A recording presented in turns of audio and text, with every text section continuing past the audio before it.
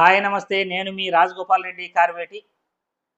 ఆంధ్రప్రదేశ్ రాష్ట్రంలో WhatsApp governance పరిపాలన మొన్న గురువారం నుండి అమల్లోకి వచ్చింది.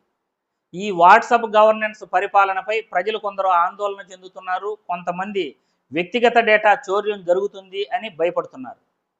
దీనికి కారణం కూడా ఉంది. గత వైసీపీ ప్రభుత్వంలో వాలంటీర్ వ్యవస్థపై చంద్రబాబు నాయుడు గారు, లోకేష్ బాబు గారు, పవన్ కళ్యాణ్ గారు కూడా ఎన్నో ఆరోపణలు చేయడం జరిగింది. ఇంటి వద్దకు వచ్చి వాళ్ళు వ్యక్తిగత డేటా కలెక్ట్ చేసుకుంటున్నారు. వ్యక్తిగత డేటా అనేది మా హక్కు. మనం వ్యక్తిగత డేటా ఇవ్వటం వల్ల మన బ్యాంక్ అకౌంట్లు, ఆధార్ నెంబర్ డీటెయిల్స్, మన పేర్లు ఇవన్నీ ఇవ్వటం వల్ల ప్రభుత్వం ఏదైనా చేస్తుంది, మీకు సంక్షేమ పథకాలు ఇవ్వకుండా చేస్తుంది, మీ ఓట్లు తొలగిస్తుంది అని కూడా ఆరోపణలు చేశారు.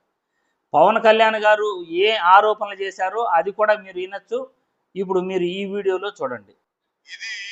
డేటా, మీ పర్సనల్ డీటెయిల్స్, మీ బ్యాంక్ అకౌంట్, మీ కుటుంబ సభ్యులు, మీ కులం, మీ ఉపకులం, మతం ఇవన్నిటిని బట్టి ప్రొఫైల్ చేయటం. క్రూడ్ ఆయిల్ ఎంత విలువైందో డేటా అంత విలువైంది.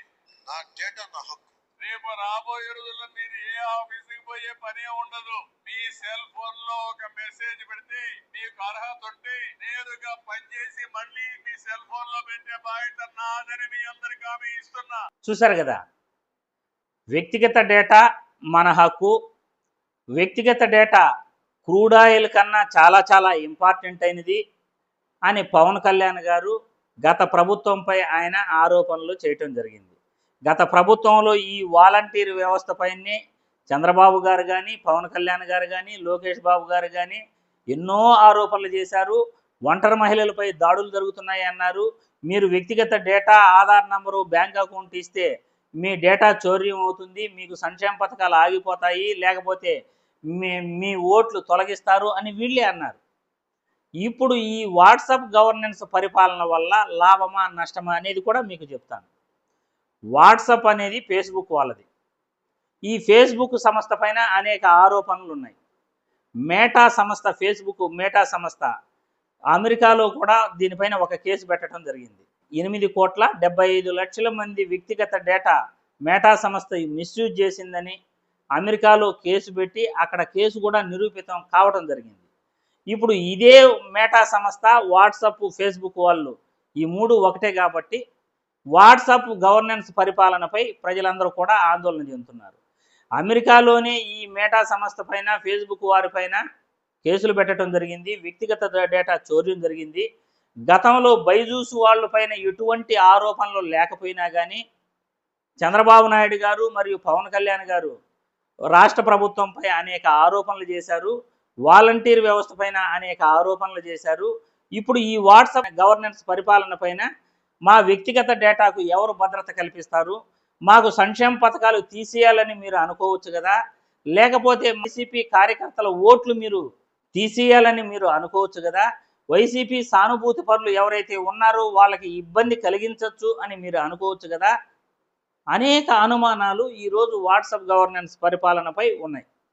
కాబట్టి గతంలో చంద్రబాబు నాయుడు గారు, పవన్ కళ్యాణ్ గారు ఏదైతే మాట్లాడారో, వ్యక్తిగత డేటా చౌర్యం గురించి ఏదైతే వీళ్ళు చెప్పారో, వీళ్ళు చెప్పిన మాటలన్నీ కూడా మర్చిపోయి మళ్ళీ వాట్సాప్ గవర్నెన్స్ పరిపాలన ద్వారా వ్యక్తిగత డేటా ఇవ్వడాన్ని ఏమాత్రం సమంజసం అని నేను ఈ వీడియో ద్వారా ప్రశ్నిస్తున్నాను. గతంలో సేవామిత్ర అనే ఒక యాప్ 2019లో ఓపెన్ చేశారు. ఇప్పుడు మన మిత్ర అని ఓపెన్ చేస్తున్నారు. ఆ రోజు 2019లో సేవామిత్ర ద్వారా 35 లక్షల ఓట్లు మిస్యూజ్ అయ్యాయని వైఎస్ఆర్సీపీ వాళ్ళు మీపై ఆరోపణలు చేయటం జరిగింది. సేవామిత్ర ద్వారానే మీరు ఇంటింటికి వెళ్ళి డేటాను కలెక్ట్ చేసి మీ వ్యక్తిగత డేటా మీరు చోరీ చేస్తున్నారని మీ పైన వేయటం కూడా జరిగింది. ఇప్పుడు వాట్సాప్ గవర్నెన్స్ పరిపాలన ద్వారా ఇదే విధంగా వ్యక్తిగత డేటా చౌర్యం చేయటం ఏమాత్రం సమంజసం కాదు.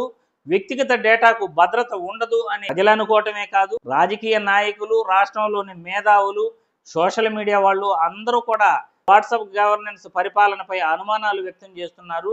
ప్రజల డేటాకు, వ్యక్తిగత డేటాకు భద్రత ఎక్కడుంది అని అడుగుతున్నారు. కూటమి ప్రభుత్వం మరోసారి ఆలోచించాలి.